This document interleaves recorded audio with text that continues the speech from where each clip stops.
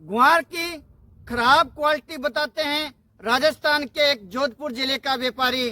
जोधपुर जिले का व्यापारी का कहना है कि एनसीडेक्स से मान्यता प्राप्त वेयर हाउस जोधपुर और गंगानगर पर आरोप लगाते हैं कि ये खराब क्वालिटी का गुआर देते हैं। इस गुआर की खबर के चलते, खराब गुआर की खबर के चलते हमारा किसानों का क्या फायदा होने वाला है, क्या आपका फायदा होने वाला है, या भाव ऊपर जाने वाला है या भाव कम होने वाला है, इसी पर हम चर्चा करेंगे इसी वीडियो के माध्यम से। नमस्कार, मैं ओम प्रकाश, लाइफ कोच। जोधपुर के व्यापारी ने आखिर क्या आरोप लगाया है गुआर के चलते, आखिर ये क्या फंडा है, पहले हम इस न्यूज को समझते हैं, फिर हम ये देखेंगे कि हमारे किसानों के काम की बात है या नहीं। यानी जोधपुर के एक व्यापारी ने 790 टन गुआर एनसीडेक्स से मान्यता प्राप्त वेयर हाउस जोधपुर और गंगानगर से माल खरीदा। लेकिन गंगानगर से 200 कुंटल के आसपास, 200 टन के आसपास उसने माल खरीदा। उस माल के अंदर खराब क्वालिटी बताई गई है और ये बताया जाता है कि करीबन 5-6 साल पुराना गुआर उस व्यापारी को लेने के लिए कहा, तो व्यापारी ने मना की और एक दूसरे को शिकायत की। उस शिकायत के चलते ये न्यूज मीडिया के अंदर चली गई और मीडिया के अंदर दिखाई गई। फिर दोनों पक्ष की ओर आपोसरी में बातचीत होने लगी। यानी एनसीडेक्स के अधिकारी अपना पक्ष रखते हैं, यानी दुकानदार अपना पक्ष रखते हैं और ग्राहक अपना पक्ष रखते हैं। दोनों की बात चलती रहती है, लेकिन इसको हम अलग से छोड़ते हैं। ये तो बहस चलती रहेगी, लेकिन इसके अंदर हमारा क्या फायदा होने वाला है, इस पर हम चर्चा करते हैं।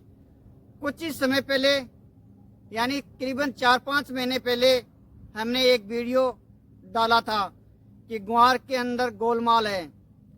उस वीडियो के अंदर 98% कमेंट बहुत अच्छे आए थे, लेकिन 1-2% लोग, कुछ निकम्मे लोग होते हैं, उसने कहा भाई साहब आप कैसी बातें करते हो, गुआर के अंदर कोई गड़बड़ी नहीं होने वाली है, मुझे तो सही दिखाई दे रहा है, आपको कौन सी गोलमाल दिखाई दे रही है।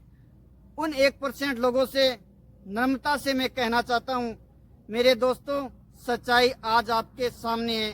सोशल मीडिया के ऊपर, हर न्यूज के ऊपर ये बात चल रही है, आप आंख खोल के देखो। यानी सच्चाई को देखने की कोशिश करो, लंबी सोचने की कोशिश करो। करीबन 1 सप्ताह पहले भी हमने एक वीडियो अपलोड किया था कि गुआर अब धन्ना सेठ पुराना गुआर बेचेंगे, सबसे नीचे साल के अंदर जो गुआर खरीदा है वो गुआर बेचेंगे धन्ना सेठ, क्योंकि उन्हें अच्छी बरसात दिखाई दे रही है और अच्छी बरसात के चलते अच्छी फसल भी दिखाई दे रही है। उस वक्त की, यानी 1 सप्ताह पहले जो मेरी सोच थी, उस सोच के ऊपर भी आज मोहर लग गई है। यानी वो भी हम सच्चाई में कन्वर्ट होते दिखाई दे रहे हैं। तो मैं इन 1% लोगों से ये कहना चाहता हूँ कि मैं केवल काम पे ध्यान देता हूँ और उस वक्त की जो सूचना होती है, जो समय, जो सूचना हमें दिखाई देती है, जैसा प्रभाव पड़ता दिखाई देता है, वही बात हम बोलने की कोशिश करते हैं। यानी पहले तोलने की कोशिश करते हैं, फिर बोलने की कोशिश करते हैं। इसीलिए आप लंबी सोचने की कोशिश करें और कुछ धैर्य रखें। आप अगर धैर्य रखोगे तो आप जो 1% के अंदर आते हो, तो उनका भी जवाब मेरे वीडियो के माध्यम से आपको ज़रूर मिलेगा।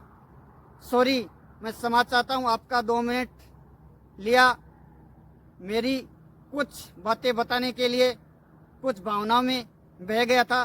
चलते अपनी टॉपिक की ओर।